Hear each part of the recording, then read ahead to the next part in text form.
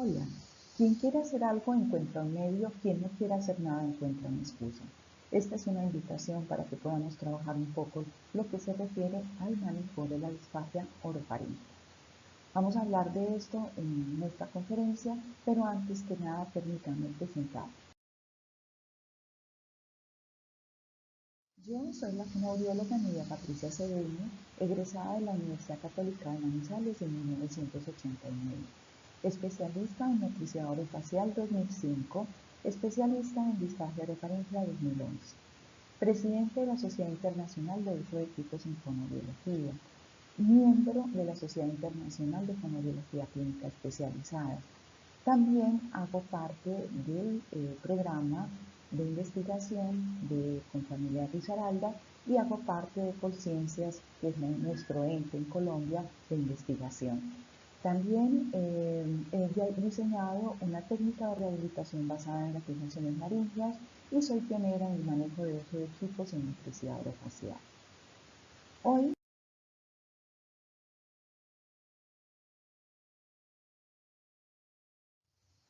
hablaremos entonces de lo que es disfagia y calidad de vida para el beneficio de nuestros pacientes y lo que hacemos. En primer lugar, hablaremos de las áreas del desempeño del fonoaudiólogo. Dentro de las diversas áreas tenemos el área de voz, el área de audiología, el área del lenguaje, aprendizaje, habla, y dentro de ellas, tal vez para mí en este momento, mi especialidad y lo que más me gusta, el área de motricidad orofacial. Esta es entonces pues, la descripción de las diferentes áreas y vamos a ver qué es motricidad orofacial.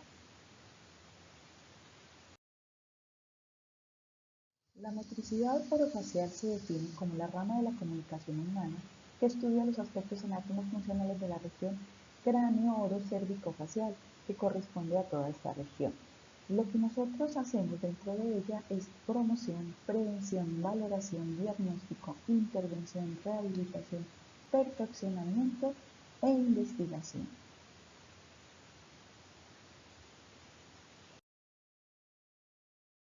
Es decir, nos hacemos cargo de nuestro sistema estomatognático y todo lo relacionado con la musculatura orofacial.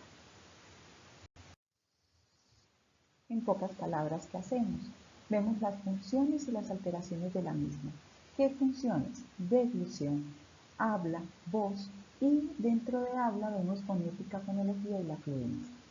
¿Qué patologías o qué diagnósticos son los que vamos a trabajar en esencia? Disfagia, disfonías, trastornos fonéticos fonológicos, disfluencias, disartrias, apraxias y afasias oromotrices. Para nosotros encontrarnos un paciente en estas condiciones que ha sufrido un traumatismo craneoencefálico porque ha caído de un andamio, es un paciente que nos implica para nosotros que viene con gastrostomía, que no queremos que use una tráquea y que queremos que siga adelante con su calidad de vida. La idea es lograr en poco tiempo resultados tan buenos que el paciente pueda alimentarse y pueda estar tranquilo dentro de este proceso.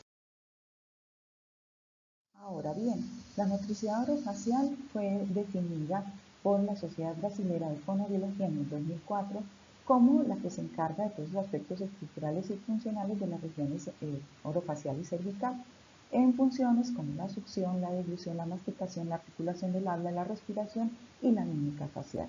Y esto fue avalado en el manejo a nivel interdisciplinario y posteriormente presentado por el Comité de Motricidad Orofacial de la misma sociedad.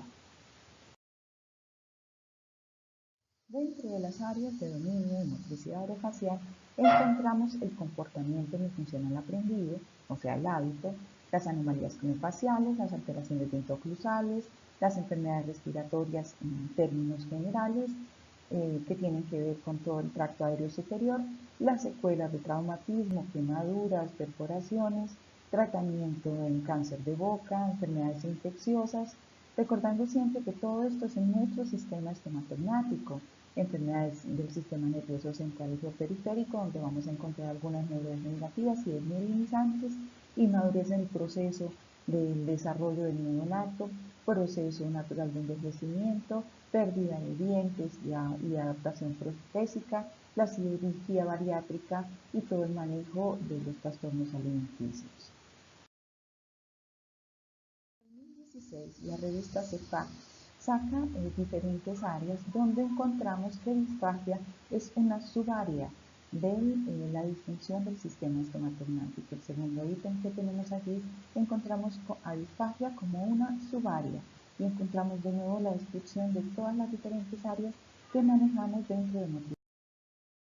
Así entonces, por el 2010, la disfagia fue reconocida como una especialidad dentro del quehacer del fonoaudiólogo.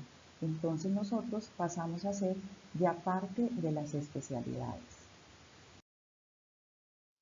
Asimismo, siguiendo las indicaciones del Consejo Federal de Fonoaudiología, la disfagia entonces se determina como especialidad para trabajar la alteración del trastorno de la deglución en prevención, evaluación, diagnóstico, habilitación, rehabilitación funcional de la deglución y gerenciamiento o terapéutica de los disturbios de la deglución.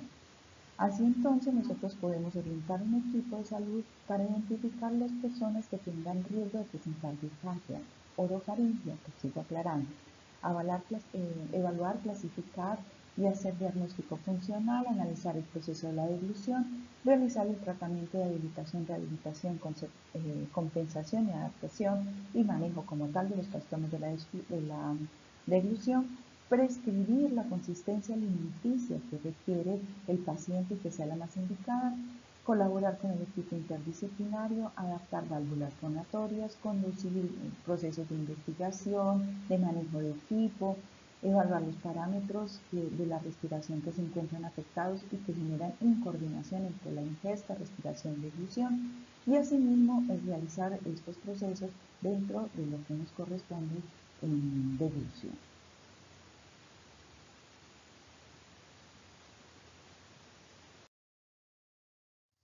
Así entonces, nosotros tenemos las actividades que manejamos comúnmente, desde succión, respiración y aclaro, en respiración, coordinación neumofónica, que es nuestro quehacer, no es ningún otro tipo de quehacer, que la respiración alcance lo suficiente para generar procesos de voz y de habla, la deglución y la masticación, siendo esta masticación lo primordial para generar la conciencia a nivel propioceptivo y los mapas de apertura y cierre mandibular durante los procesos del habla, es decir, que tanto necesita una A de apertura, una O, una U, cada uno de esos procesos que nos van diciendo.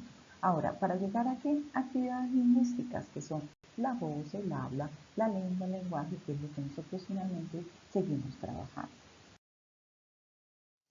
Siendo así, la motricidad orofacial entonces abarca dos tipos de entrenamiento, la mioterapia y la terapia miofuncional. La mioterapia es el manejo del músculo, mientras que la terapia miofuncional es el manejo del músculo en función, donde se ubican todas aquellas praxis orofaciales que hemos aprendido. Así entonces venimos trabajando el mismo sistema. Es el mismo sistema y la misma unidad morfofuncional del mismo complejo orofacial para funciones diversas: articulación, respiración, masticación, succión, deglución. Ese es nuestro manejo. Ahora bien, ya hoy día, estamos hablando de 2005 para acá, instituciones grandes como el Real Colegio de Patólogos del Habla en Inglaterra nos dice que cualquier persona en cuidados críticos con trastornos de la comunicación y o de la deglución tiene derecho a acceder a un profesional con experiencia en estas áreas. Por eso la importancia de que nos capacitemos acerca de nuestro quehacer en esta área. Los mismos definen la prestación de apoyo y diagnóstico terapéutico es fundamental para la vía de atención de las personas gravemente enfermas, que son las que se encuentran en las unidades de cuidados críticos, y que las profesiones claves en un establecimiento de cuidados críticos incluye al terapeuta del lenguaje para el manejo del trastorno comunicativo y o de la deglución. Dentro de las áreas de actuación del quehacer del fonoaudiólogo a nivel hospitalario, porque muchos se preguntan, ¿qué puede hacer un fonoaudiólogo a nivel hospitalario? Tenemos en esencia todas las áreas, desde urgencias hasta hospitalizados, pasando por la unidad de cuidados críticos. Realmente podemos hacer diferentes manejos desde que la persona tenga disfagia y trastorno comunicativo. Ahora, si bien es cierto, el trastorno comunicativo podría ser de manejo ambulatorio, muchos pacientes se quedan sin poder expresar lo que sienten o lo que está sucediendo porque simplemente tienen una fase motora o tienen una fase semántica y no comprenden lo que el profesional médico quiere cuestionar o investigar acerca de lo que está presentando su paciente. Entonces, para nosotros la urgencia siempre va a ser disfagia. La urgencia nuestra es el manejo de la disfagia porque, como ustedes saben, está en riesgo la vida del paciente, está en riesgo de morir broncoaspirado y eso es lo que queremos evitar. ¿Qué tipo de patologías podríamos nosotros estar manejando en un momento dado en hospitalización? Traqueostomizados, pacientes con intubación prolongada. ¿Por qué la intubación prolongada? Porque cuando un paciente dura con un tubo a nivel de paso por el pliegue vocal más de 48 horas, que estamos hablando que son muchos los que pueden llegar a durar más de 48 horas en intubación, entonces se produce un desacondicionamiento del pliegue vocal, que como sabemos, pliegue vocal es quien protege la vía aérea, entonces se hace necesario que desde un primer momento un paciente que tiene una intubación prolongada sea valorado o requerido el fonoaudiólogo para poder evaluar si presenta no disfagia o si requiere algún tipo de manejo previo a la presentación de la alteración. Pero a ciencia cierta que es disfagia es sencillo, es la dificultad para deglutir. Así nosotros entonces podemos mirar en esta videofluoroscopia un paciente o una persona deglutiendo en forma normal y vemos cómo queda limpio, no tiene ningún resto en ninguna parte y eso es lo que pretendemos en un momento dado, que nuestro paciente vuelva a comer como debe estar comiendo. Importante definir estos tres términos, deglución, nutrición y alimentación. ¿Por qué? Porque se suele generar confusión en los conceptos. Nosotros rehabilitamos la deglución, no damos alimentación, eso es función de enfermería y lo tenemos claro, función de acompañante, función de cuidador. Y tampoco nutrimos, los que nutren son los nutricionistas, eso también lo tenemos claro. Así entonces, ¿qué es lo que nosotros manejamos? La dificultad para deglutir, para tragar, literalmente. ¿Qué es entonces tragar? Es un acto reflejo y en parte voluntario en el que se da paso a sustancias sólidas, espesas y líquidas o gaseosas que van desde la boca hasta el estómago, siendo nuestro quehacer como fonoaudiólogos el manejo de la disfagia orofaríngea. La disfagia ha sido dividida para su estudio en diferentes opciones: disfagia de origen orgánico y funcional, disfagia neurogénica y mecánica, y dependiendo del nivel de severidad, leve, moderada o severa. Lo que nosotros vamos a trabajar en esencia es la clasificación de la disfagia por fase comprometida. En este caso estaríamos hablando de las fases orofaringea, la fase oral o la fase faríngea que se encuentran comprometidas en un paciente con disfagia. Según el CIE, la clasificación internacional de las enfermedades, en las últimas revisiones 2017-2016, define la disfagia como la dificultad para tragar y el diagnóstico, el número, el código que nos asigna es el R13. También habla de la disfagia, pero la CIF es un poco más extensa, como ustedes lo saben, para clasificarlo en la parte funcional. Entonces es la dificultad para tragar relacionadas con el paso de la comida y la bebida a través de la cavidad oral, la faringe y el esófago hasta el estómago a una velocidad y ritmo apropiados. Igualmente se subdivide dependiendo del compromiso, como vemos a mano izquierda, en deglución oral, deglución faríngea, deglución esofágica y como sabemos lo que nosotros manejamos es la deglución orofaringea, o sea, la que vamos a trabajar es ese proceso. Aquí vemos un paciente que presenta una dificultad para la eyección de su bolo con una gran presentación de restos en pared faríngea, recesos piriformes, en vallécula y la dificultad muy marcada para hacer el ingreso del bolo hacia la parte esofágica. Y vemos como cada momento se va haciendo un encharcamiento. Esta parte de los diagnósticos nos permiten ver, por ejemplo, que su estructura está muy baja y que por eso hay que modificarla y hay que llevarla a su posición normal, que tenemos un velo que está descendido, que tenemos una lengua en posición baja y posteriorizada. Pero ¿cuáles son los signos clínicos de la disfagia y especialmente la dificultad para manejar las secreciones? Ese ruidito constante en esta zona que es como un ronroneo de secreciones allí, que esos se llaman estertores faringeos, presencia de secreciones o comida en cavidad oral, dificultad para hacer el paso del bolo, tos, voz húmeda, muchas veces ojo encharcado, lagrimeo, reducción o ausencia del movimiento tiroideo, múltiples intentos deglutorios, que es tal vez lo que más se observa, presencia de líquidos o comida en la nariz antes, durante y después de deglutir, dificultad para comer en los tiempos establecidos, entonces eso es muy lenta la tasa de ingesta o es muy rápida la tasa de ingesta. Preparación oral para la deglución muy prolongada, tiempo aumentado para comer, posiciones de cuello, giros, rotaciones para poder consumir, dolor al deglutir y disminución de la sensación orofaringea. Especialmente en los pacientes con cierto tipo de disfagia neurogénica, sensación de cuerpo extraño, pérdida de apetito y enfermedad de reflujo gastroesofágico por la posición estructural que vamos a tener cuando presentamos también una disfagia.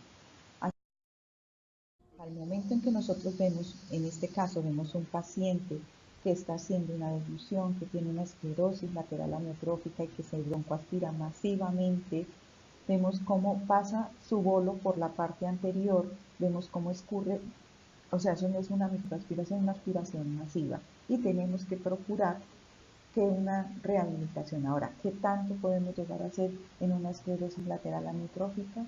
Técnicas compensatorias, algún manejo de algún tipo, eso es parte de nuestro quehacer. La importancia del manejo de las complicaciones de la disfagia o de la disfagia para nosotros es que vamos a tener desnutrición, pérdidas hidroelectrolíticas que sabemos todo lo que puede causar para una persona, las neumonías aspirativas, la gastrostomía como tal, aunque es una solución, es un problema. Las gastrostomías también se infectan, también generan. O sea, lo normal es comer por la boca. El reingreso hospitalario, la estancia en UCI y la calidad de vida del paciente, que se puede ver perjudicada a tal punto de ocasionar la muerte súbita, que es a lo que finalmente puede llegar un paciente no tratado. ¿Qué produce la disfagia? La disfagia en esencia produce desnutrición, pérdida de masa muscular. Si no tenemos músculo, ¿en qué vamos a trabajar? O sea, ¿cuánto tiempo va a lograr vascular mi estructura para poder comer? ¿Va a comer los 10 minutos, 15 minutos, 20 minutos que dura una refacción normal? Ahora, tenemos que, ustedes saben, afecta la cicatrización, presenta alteraciones cutáneas, disminuye las defensas, disminuye las funciones cognitivas. Y si nos vamos a la deshidratación, ya nos altera la parte neurológica, nos genera trastornos hidroelectrolíticos y nos puede llevar a una insuficiencia renal. Y como aspiración, recordemos, nos podemos broncoaspirar con nuestras propias secreciones. Luego, función principal, aún en pacientes terminales, es el manejo básico de las secreciones. Paciente que puede manejar sus secreciones puede llegar a consumir algo. O sea, eso es lo que tenemos que tener claro. Tenemos que llegar como mínimo a manejar nuestras secreciones. La aspiración también nos trae infecciones, neumonías, gastrostomía y la enfermedad de reflujo gastroesofágico como complicación. Esto que vamos a ver es una fibroscopia. La idea de mandar un examen de estos no es ver si el paciente se broncoaspira, es entender el por qué el paciente se broncoaspira. Un paciente que está en un momento dado con unos restos en su cavidad faríngea con receptores faríngeos y no tiene la parte sensorial activa, no tiene la parte de vasculación suficiente para proteger su vía aérea y finalmente se broncoaspira. Entonces, dentro de los objetivos terapéuticos de la disfagia, importante, la disfagia se tiene que trabajar en efectividad, eficiencia y eficacia. Tres palabras parecidas pero distintas. Y la idea es evaluar eso para saber si está cumpliendo, porque es diferente que lo logre a que lo logre bien. Y es que lo logre bien, que le pueda durar para alimentarse. Entonces hay mucha gente que dice, sí, ya está deglutiendo, pero es que también hay que entender que no solamente que degluta, sino que pase bien. Vamos a tener desnutrición, deshidratación, las neumonías, síndrome de muerte súbita. ¿Qué vamos a encontrar en hospitalización? O sea, ¿qué es lo que normalmente vemos a nivel hospitalario? La deglución inestable, desacondicionamiento, muchos pacientes con traqueostomías y gastrostomías, pacientes neurogénicos y pacientes enfermitos, realmente enfermos, con una enfermedad, con una patología de base. ¿Por qué ver al paciente en hospitalización? Porque la primera pregunta que tenemos que contestar es, ¿puede o no puede comer? Es decir, ¿puede comer por vía oral? Es lo que nos preguntan siempre. Y esa comida le va a ayudar a que se nutra, a que se alimente. Y nosotros tenemos que decir sí. No es que pase una vez, sino que pueda pasar los 15 minutos que dura como mínimo una reflexión normal. Entonces nosotros tenemos que buscar que el paciente, sí, que nosotros evaluemos. Si degluta una vez no es la idea, ni que degluta dos. La idea es que pueda mantener la deglución durante un proceso de alimentación. La otra pregunta, estructuralmente, ¿puede mantener ese proceso? ¿Con qué tipo de comida o qué tipo de alimento se puede broncoaspirar? Definir si hay un pronóstico deglutor. El paciente puede comer por vía oral o definitivamente no va a comer por vía oral. O puede que lo logre en un mes, puede que lo logre en una semana, puede que lo logre en 3 días. Ahora, ¿va a requerir ayudas? Va a requerir mientras tanto una sondita mientras que rehabilitamos. El proceso nos dura más o menos una semana, 2 semanas. ¿Será que mientras tanto nos pueden colaborar con una sonda? No necesariamente una gastrostomía. Entonces todo esto es lo que necesita en un momento dado el médico que uno conteste. ¿Va a ser funcional para el paciente o no va a ser funcional para el paciente? Ahora, el proceso de valoración tiene muchísimos ítems con los que se puede valorar. Están cualquier cantidad de pruebas y screening para diagnóstico, o sea, para detección, que son los que se manejan con enfermería, los que se explican normalmente. Luego tenemos ya pruebas específicas que hacemos nosotros. Análisis acústico de la deglución, estudio funcional de la deglución, la videonasofluoroscopia de la deglución, la videofluoroscopia de la deglución o deglución, como se llama. Tenemos otro tipo ya de exámenes más elevados, la manometría esofágica o faríngea, el TAC, la resonancia nuclear magnética, la electromiografía, el biofeedback y el neofeedback como pruebas finales de evaluación. O sea, para descartar de primerazo una disfagia, tenemos muchas pruebas clínicas antes de mandar una resonancia, antes de mandar una biofluoroscopia, antes de hacer algo. Si nos queda la duda de algo que nos estemos haciendo, de algo que nos esté pasando, nos vamos entonces a las pruebas específicas. Dentro del proceso entonces de deglución, nosotros vamos a trabajar sobre la fase anticipatoria, fase oral y fase faríngea, recordando siempre que la fase anticipatoria y la fase oral requieren conciencia y cognición, es decir, nadie durmiendo va a comer. Se pasa sus secreciones, es más, se deglute su saliva, pero de ahí a que se alimente hay mucha diferencia. Entonces, a los pacientes dormidos, ventilados, que estén anestesiados de alguna u otra forma, o que su capacidad cognitiva, no de pacientes que están en estado de coma o pacientes con retardo mental muy severo, pues la dificultad para comer va a ser muy grande, la distancia va a ser muy grande porque requieren de una fase oral voluntaria y la fase oral es difícil que la encontremos a nivel voluntario en estos pacientes. ¿Qué vamos a observar?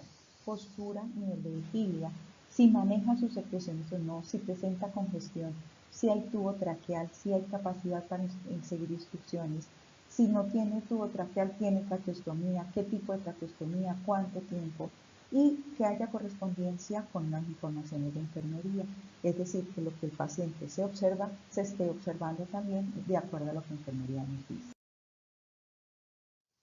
¿Importante valorar los reflejos? Claro que sí. El reflejo de tos tal vez es el reflejo que más nos piden, que tanto que saquemos como no, porque el reflejo nos ayuda a proteger la vía aérea.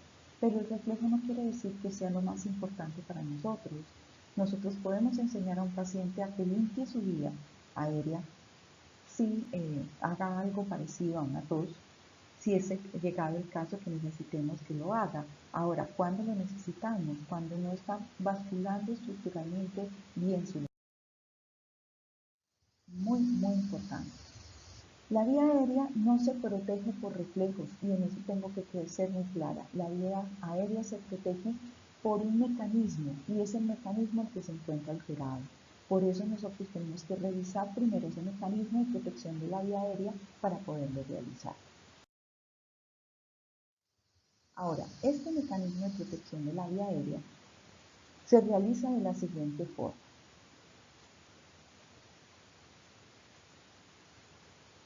Primero nosotros hacemos cierre, esto es una nasofibroscopia de la deglución. Primero hacemos cierre glótico, ustedes van a notar, luego hacemos cierre de banda ventricular y por último desciende la epiglotis. Por eso, pues ya se sabe hoy día que la epiglotis no es quien protege la vía aérea, que quien protege la vía aérea es pliegue vocal. Entonces para nosotros se hace supremamente importante saber manejar ese cierre glótico, poder hacerlo correctamente. Entonces en este video vemos como para las diferentes consistencias siempre será pliegue, banda y por último el manejo del bolo alimenticio como tal.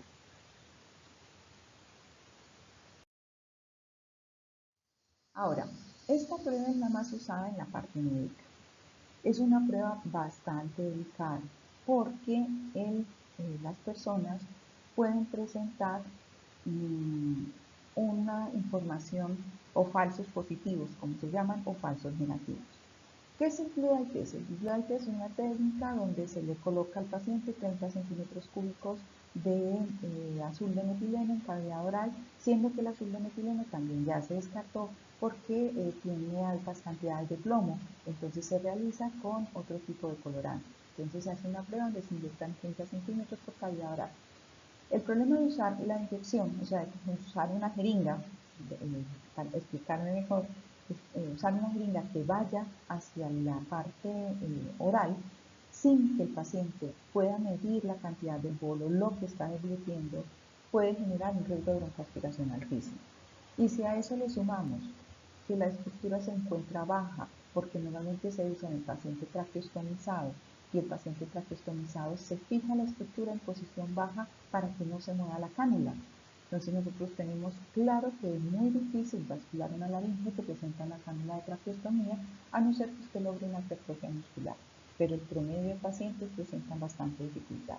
Entonces, ¿qué pasa? Si se hace la prueba con el balón insuflado, el paciente puede presentar una respuesta que no tiene ningún problema, pero apenas se desinfla el balón, baja todo este líquido hacia los pulmones. Entonces se sabe hoy día que presenta una tasa de falsos positivos en un 50%.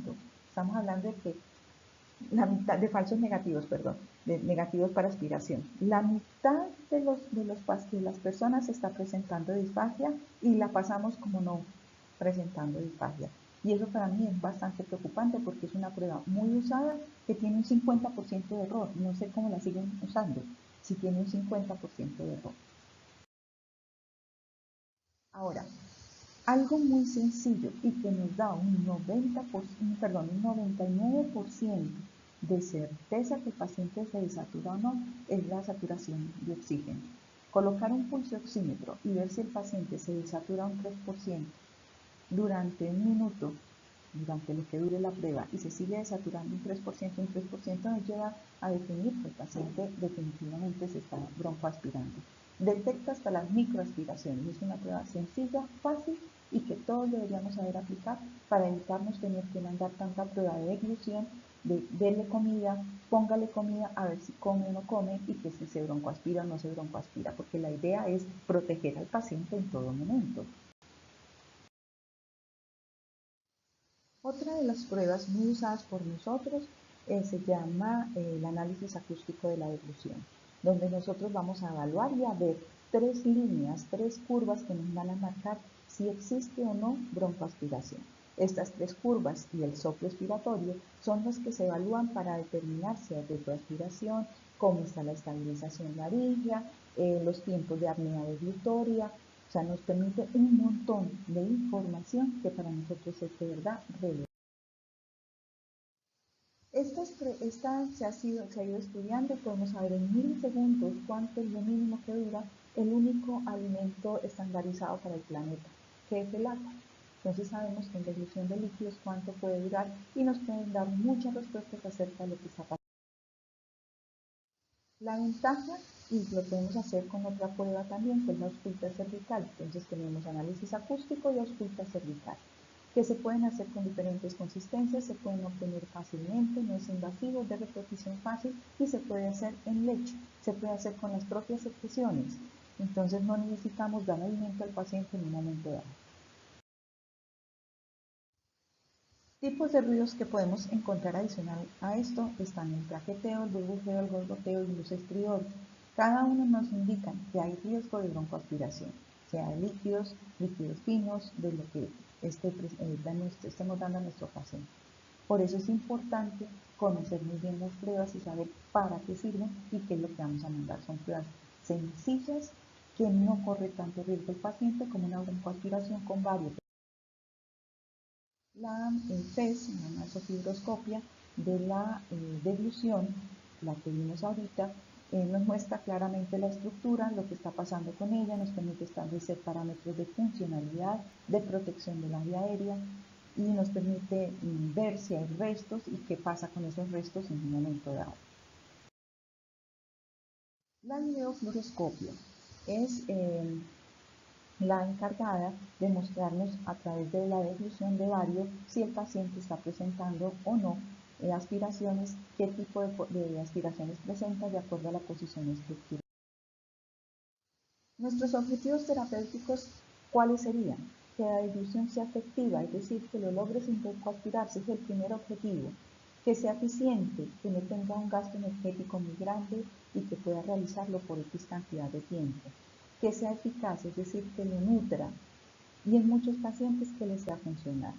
Es decir, que les sirva para comerse un postrecito, para comerse, qué sé yo, un vino en un cumpleaños, una torta, bueno, en fin. La ideal es que cumpla estos primeros tres objetivos la deglución. ¿En qué nos quedamos muchas veces? Solo en que lo logró. Doctora, ya está comiendo, ya tiene deglución, es decir, logramos que fuera efectivo, pero no eficiente ni eficaz. Tenemos que cumplir los tres objetivos dentro del manejo de la disfagia. Entonces, no es simplemente dele comida que ya lo logró, es mirar que sí lo logre en todos los aspectos que necesitamos trabajar. Entendemos muy bien del trabajo en equipo, especialmente el trabajo entre fonoaudiología y nutrición. Y dentro de esto entendemos que nutrición busca optimizar la hidratación y la nutrición, mientras que nosotros reducir el riesgo de aspiración. Y hay momentos en que nos vamos a vincular, por ejemplo, cuando un complemento nutricional requiere ser espesado para poder que el paciente lo pueda consumir, porque si no, no lo va a poder hacer. Ahora, algoritmo de intervención puede ser este, donde nosotros sospechamos que existe la disfagia. Vemos si hay vía alternativa si hay vía de alimentación por vía oral o no. Y determinamos si requiere o no exámenes complementarios, si requiere otros exámenes clínicos específicos y si no los requiere. Y de allí encaminamos a la terapéutica, a la vía oral, si va el pronóstico de recuperación en vía oral, si requiere sonda, no quiere sonda, si requiere rehabilitación, qué tipo de rehabilitación requiere, dependiendo de las características que presente el paciente. Y en disfagia esto es cierto, a veces no hay próxima vez ni segundas oportunidades, a veces es ahora o nunca, así de sencillo.